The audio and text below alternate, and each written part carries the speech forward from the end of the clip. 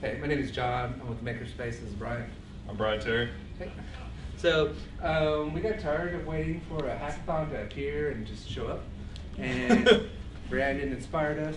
We're waiting for starting one up, and so we're gonna have one in 2 months, the weekend May 22nd or 20th to the 22nd. Right.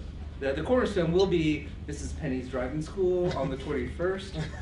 So, but the idea is we'll have it'll be open to anyone. We'll pick a secret theme, try and involve a couple of different disciplines, and start on a Friday afternoon.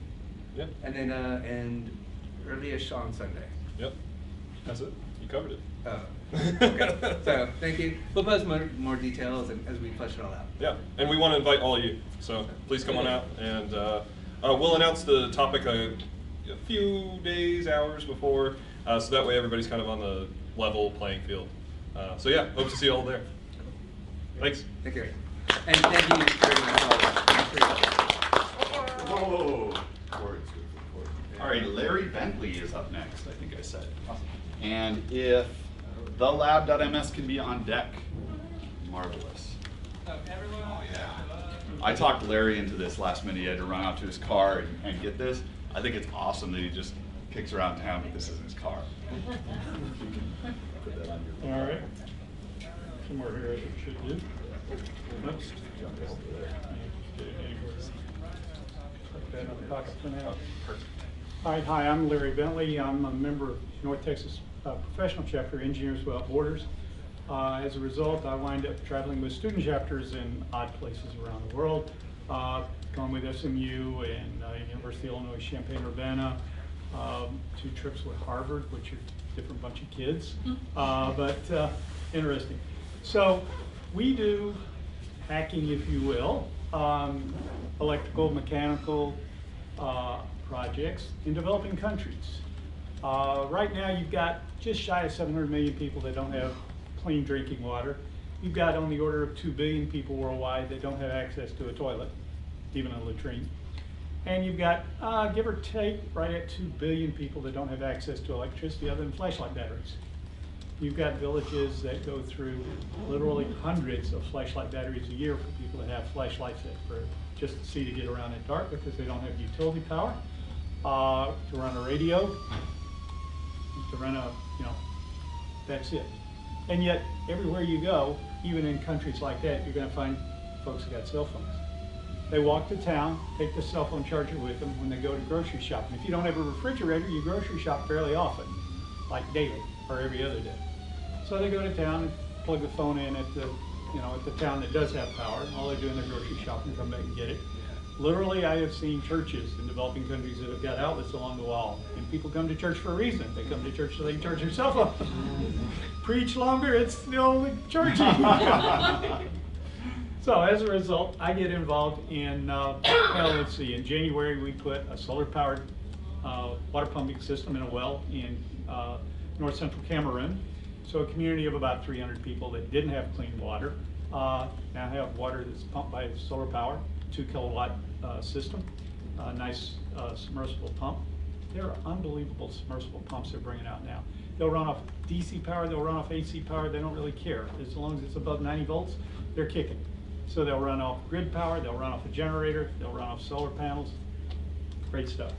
So as a result, you find out that for most of the world, the household tools consist of a machete, maybe a soup ladle or some kind of ladle for cooking, a couple, 3, 4 forks and spoons for the table, and that's all the tools most folk own. A kitchen knife, quite honestly, most of the time is a broken machete blade. Yeah. And you go, okay, how can these people use the creative abilities they've got? And there's a billion folks like that. How can they use their creative abilities to do the things that we don't think anything about? Use tools. They don't have tools. Literally, you've got lots of folks that don't have a hammer.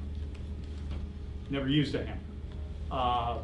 So, okay, how can you build a hammer in a village setting? Low technology, bare bones. Okay, a hammer is nothing more than a bolt that you burn a hole through a piece of wood of a tree limb, screw the bolt through it, and now you got a hammer. You'll see motorcycle shops where they're blacksmithing and they've got an old engine block out of a car. The cylinders are gone, so they've got the 4 holes for the cylinders, and that's his anvil. That's what they're using. Welding, if the village has got electricity, they'll have an arc, somebody will have an arc welder. It's always homemade. The coils are hand wound. It's sheets of thin sheet metal, probably cut out of fenders of a car somewhere, and then they hand wind the coil, and you look at it, and you don't want to be within 3 foot of the thing when they plug it in, because it looks like it's going to jump out and get you. You know, just unbelievable level of tooling, and yet people turn out some stuff you wouldn't believe. You'll see crazy stuff like people will make a socket wrench out of a cap, socket-headed cap screw, weld it to a piece of rebar, make a wrench. You go, well, yeah, we could have done that. Okay, that's a wrench. Anybody ever seen a J-wrench before? A J-wrench you put around and you pull rather than pushing. And so if you slip, you're slipping away from the work rather than toward the work, which your knuckles will appreciate. You can actually make a brace and bit out of rebar. Rebar is real common worldwide. Iron pipe is common worldwide on the outside diameters. The inside diameter varies all over the place because the wall thickness varies. So don't count on a given wall thickness. But yeah, you can bend rebar with a piece of pipe and come up with a brace and bit. And you can blacksmith out a drill point, bend it up into a brace and bit. Now you've got the ability for somebody to make holes in wood. Simple way to build a hacksaw, and quite honestly, a hacksaw made out of rebar is better than the hacksaws that most people can buy if they've got a village store, because hacksaws that are available now in Africa and Asia are made in China, and they got plastic support for the blade. Guess what? When you put the blade in tension, there's a real problem here. That's all right.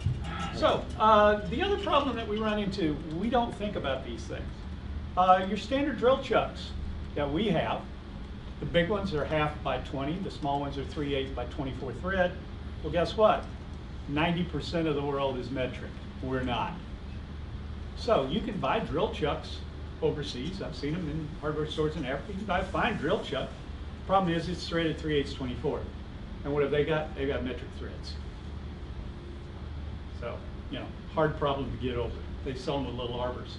Somebody keeping time? I still hope. What is common in developing countries? Bicycles. Everybody's got bicycles. And so bicycle spare parts and wrecked bicycle parts are readily available to build stuff out of. And guess what? If you take a bicycle axle spoke, you get the spokes off of the axle. You've got the makings of a nice little spindle arbor. And then all you've got to do is take a 3/8 drill chuck and retap it to metric 10, which is what many of those bicycles axles are. And lo and behold, now you've got a spindle, and you put a pulley to either to a bicycle chain or to a belt drive, and bingo, you got a horizontal drill, or you got a vertical drill, depends upon how you mount this. So there's all kinds of crazy things you can do like this, and they can do. How close am I on time? Oh, you got plenty of time. All right. So this is a reproduction of 85 years ago. There was a wonderful thing in the States called a coal drill, C-O-L-E. And the coal drill works completely different than our drill presses, because a coal drill worked by putting a lot of pressure on the bit and turning the bit slowly. Everybody now turns the bits fast. We turn the bit so fast that the bit gets hot, and they turn blue, and then you got to go buy another bit because you just burned the tip off. Guess what? This works by putting 200 to 300 pounds of pressure on the drill bit, turning the drill bit slowly. The drill bit never gets hot. But what will it do? It will drill stuff that's undrillable, like a metal file. Standard TIN coated bit with this, punch a 1/4 inch hole through. This particular one is this one's a Simmons. Yeah, this one's a Simmons metal file. Drilled right through it. You put the pressure on it, and you start turning the bit literally by hand with that crank, and its chips start coming up immediately. So there's a world of folk that don't have tools. We do. As I said, a lot of y'all, consider Engineers Without Borders. We've got a professional chapter here. Typically, we do water water systems, so you're running plumbing lines and things like that, but you're working with people in developing countries, typically Guatemala, Bolivia. As I said, I was in Cameroon, I've been in Rwanda, 2 trips last year to Nepal. We did a solar-powered street lighting system in a refugee camp in Nepal just before the borders all got shut down with the new constitution, when India turned everything off at the border and didn't let them have fuel anymore. That's kind of a bad problem if you're a landlocked country. Your neighbors own you at that point in time. But come on out. We usually have a meeting first Thursday night of the month, typically in Richardson, but we've got a local website you'll find. You can go to ewb-usa.org and look up the local chapter. Consider it. It's a way to use the skills you've got to make the world a little better place for folks that don't have it quite as fortunate as we do. Thanks.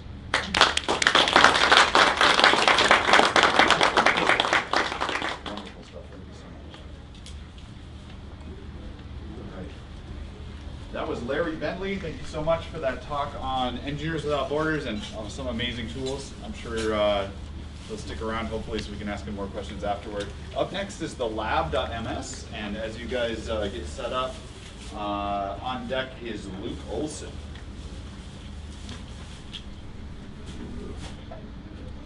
Thank you. Put this on your or share back and forth. I think we'll share it back and forth. Okay. All right. I don't think we're good enough to have one of us talk. Is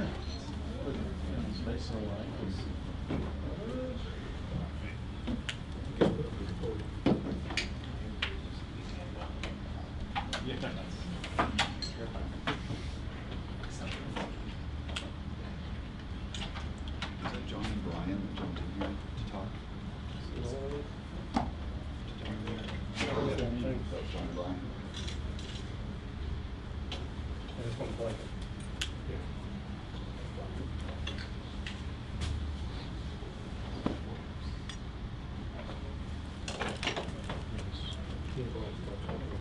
Oh.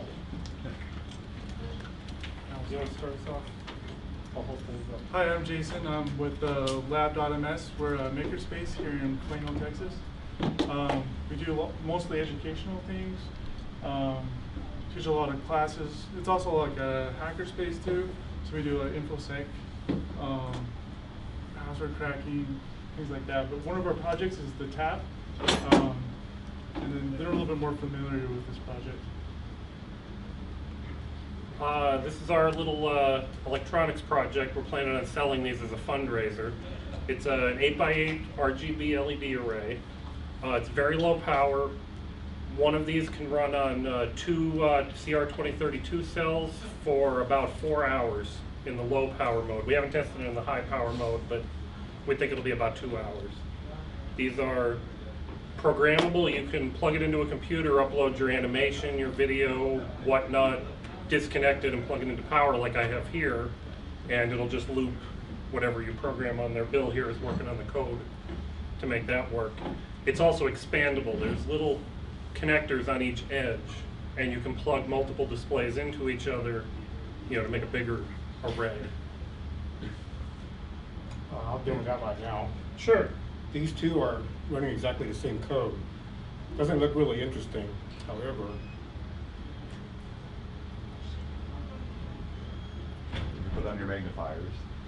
Yeah, they're tiny little connectors on there.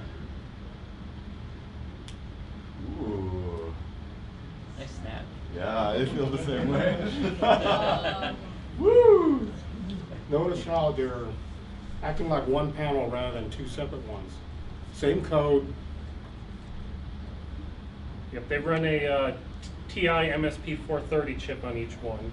There's a serial interface on each incoming connector, and we have a little interface board where you can plug it into something like a Raspberry Pi or something and drive it at a higher speed with a parallel interface also. You can also download either a bitmap image or a text string through the USB cable.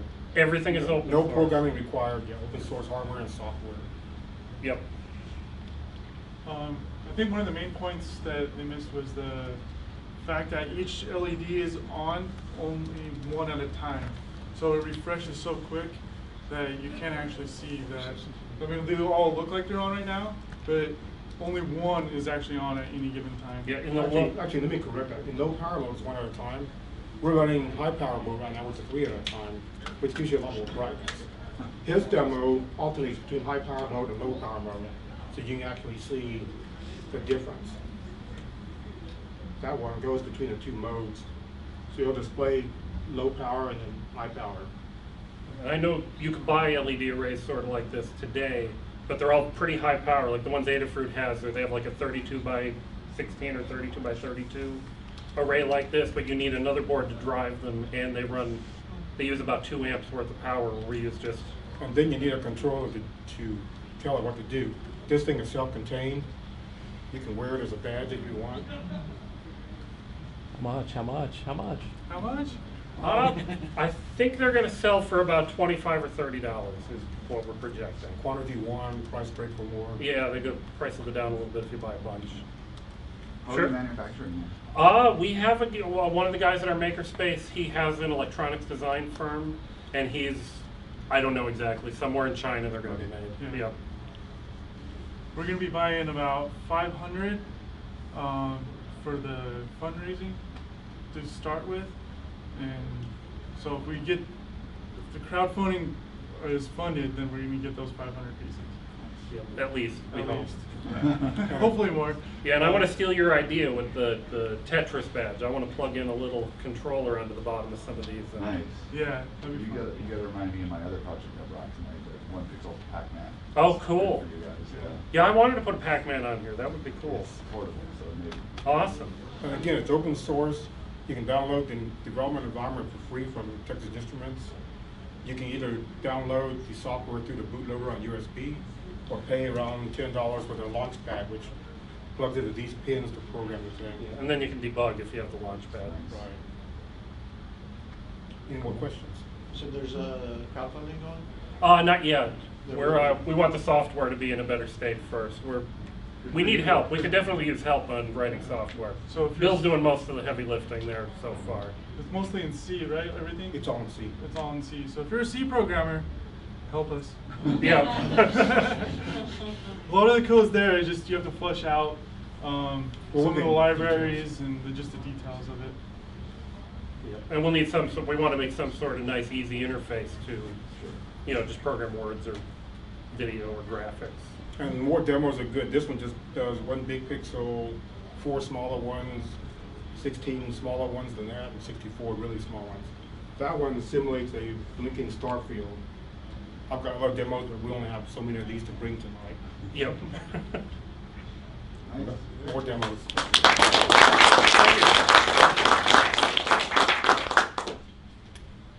There you go. Thank you. All right, so that's the guys from TheLab.ms showing off TAP. Thank you so much for that. Luke Olsen, you are next, and then we're rounding it out with Greg Rad.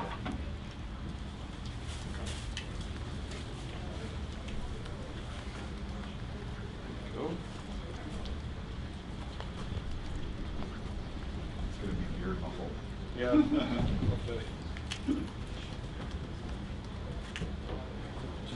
No, that's not actually. The first one is sending the data to the other one. Yeah, you've done 4 so far. Yeah, the one on the bottom. We're trying to load a webpage. Yeah. Yes. Function. Yeah, no. We're not sure. That's in theory. There we go.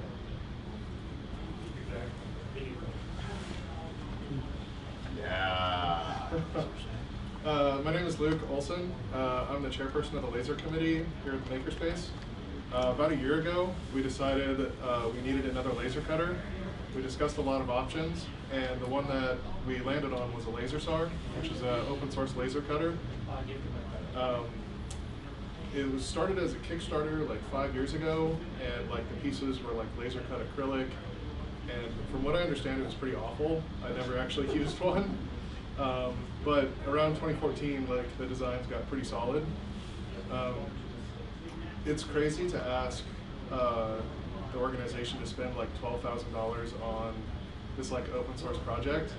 That was really stressful for a while, and I'm glad everybody bought off on it. So So we ordered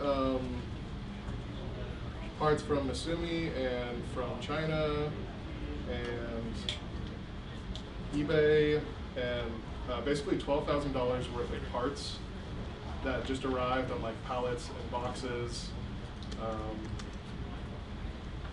This is what it looked like before we built it. There was just thousands and thousands of parts. There were some assembly instructions, but it was mostly going off of the CAD files. We just started piecing things together one at a time. Some folks would like stage parts coming for the next part, and then other people would help assemble. And if you have any questions as we go along, please interrupt me, because this isn't planned. This is the drive board, which we assembled here. Like, we just bought the blank PCB. We had some problems, like the capacitors were backwards, which like it wasn't clearly labeled on the board, so like that took us a while to figure out. That was one of the issues we had. Art did an awesome job assembling the board. If you have electronics questions, he's a great resource here.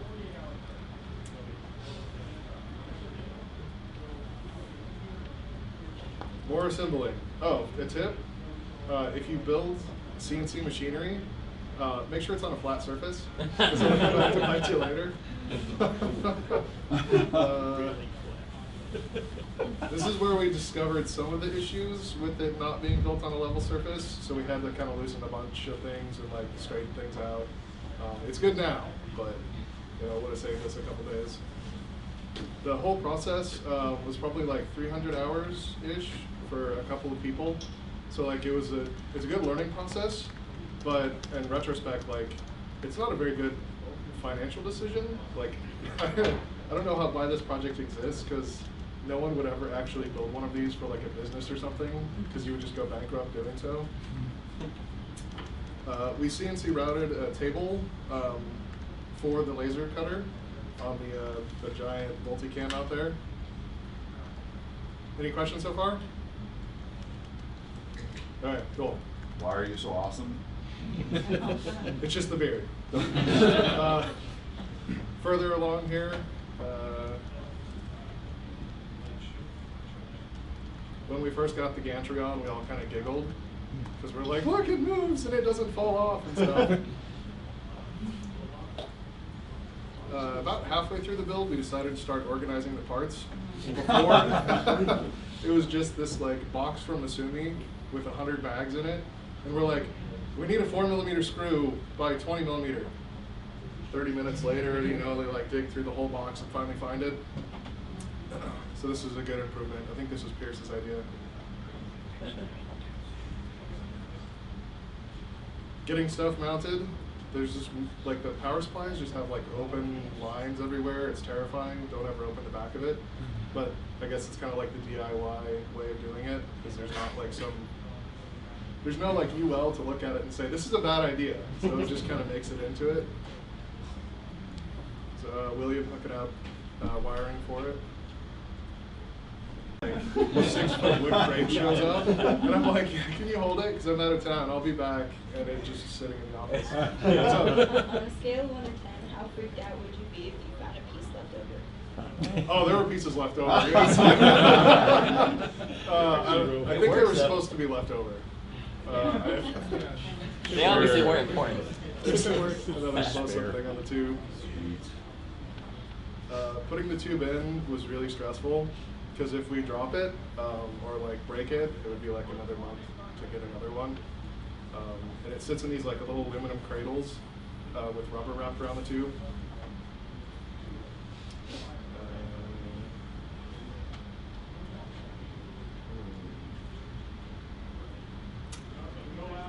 I don't remember what we were doing. I think that's the bottom of it. Oh, there's this huge aluminum panel that goes across the entire bottom of it, and it doesn't tell you to put it on until the end, and it's like, dude, what the hell? And at the point when it weighs like 300 pounds, you've already assembled the gantry and the tube is in it, then you have to flip it upside down.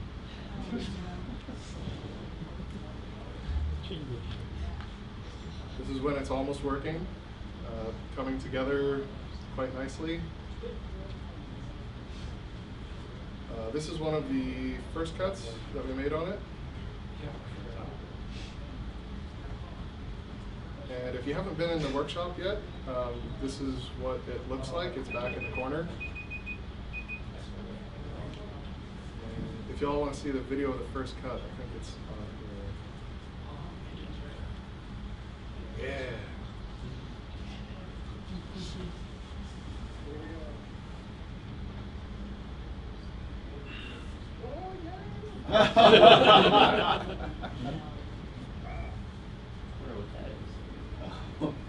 Every time you turn it on, it cuts a dinosaur automatically. It's the only thing it cuts. Yeah, we haven't figured that out yet.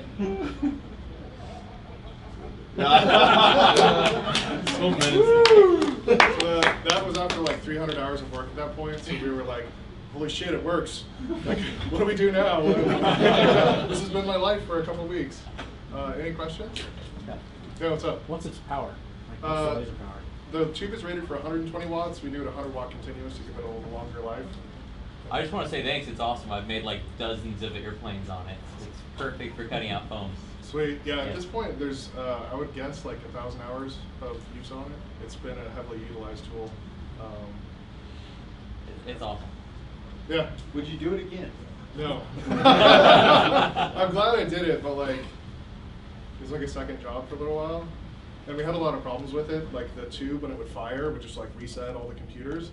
And we're like, are we the only one having this problem? Which apparently we weren't, but like nobody was talking about the problem because they didn't want to admit that it wasn't working. But we ended up building this like a sheet metal box around the tube to insulate the EMF. Yeah, like it was basically like it would restart all the time, and now it doesn't, which is good. There's a hand in the corner. Yeah. How many hours do you expect for it to hold up? The tube is 4,000 hours, something like that. The whole machine, I have no idea. No, I just meant the tube. Yeah. It's rated for 10,000, but it doesn't actually go that long. China. Cool. If you have laser questions, hit me up after stuff. Thanks.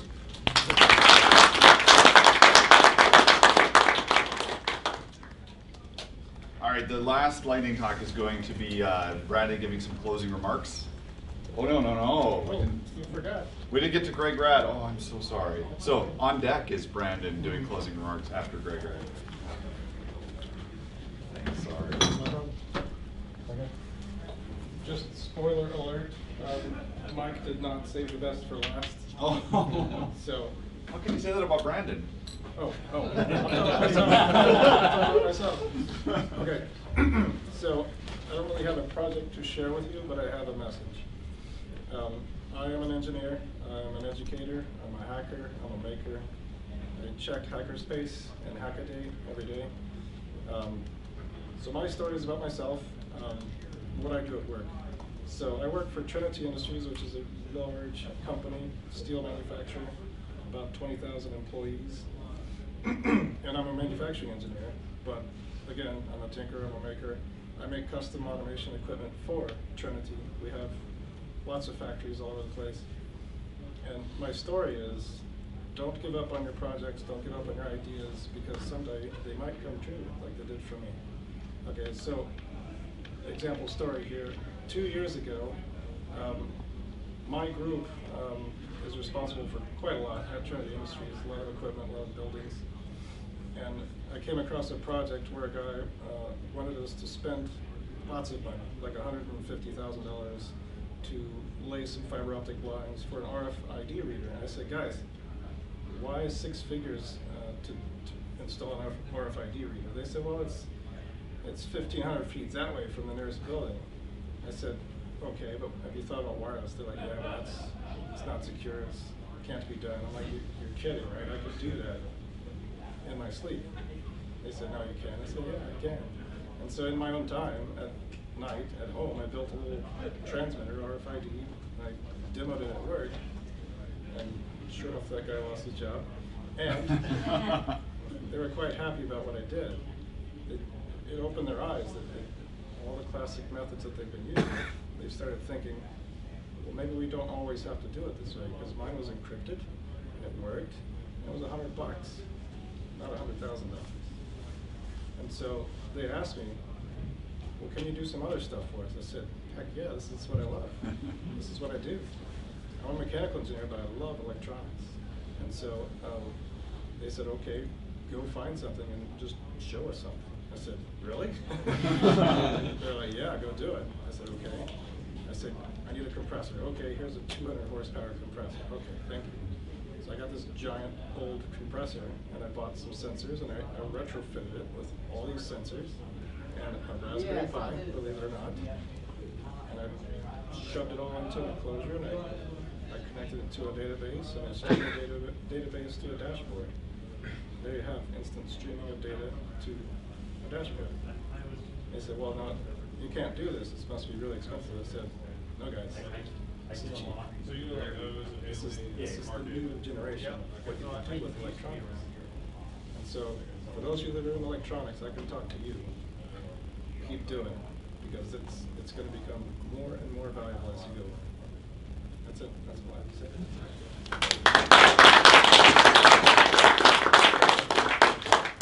All right, so while Brandon's coming up to get ready, I'm gonna give my final spiel. So a lot of people, when I meet them, they're like, hey, I really love Hackaday. How can I help Hackaday out? And so here's how you can help Hackaday out. Tell people about awesome stuff that you see there. So our community is not great at sharing on things like social media, but it makes a huge difference for us. So if you read something you really love at Hackaday, share it with Facebook, put it up on Twitter, put it up on Reddit, Hacker News, whatever. That makes a big deal for us, because it gets people that don't know about Hackaday yet onto the site, and we can then get them addicted to making these awesome projects like the laser saw and all the other stuff that are going on. And more immediately enter the Hackaday prize, because there's lots of cool stuff to win, and we want to see what creative things you come up with. So thanks. All right, guys, thanks for coming out. It's been really good to see some of you guys' projects. And don't forget, there's a couple guys next door that have, Dave has his Decatron simulator over there with the Witchy project, and Colin has his fourth dimension device. I'm not quite sure what it's called, but it's pretty intense. Robert's gonna get some tours. Yep, let's do it. Whenever you're finished. All right, and that's all I've got. Thanks for coming out, guys.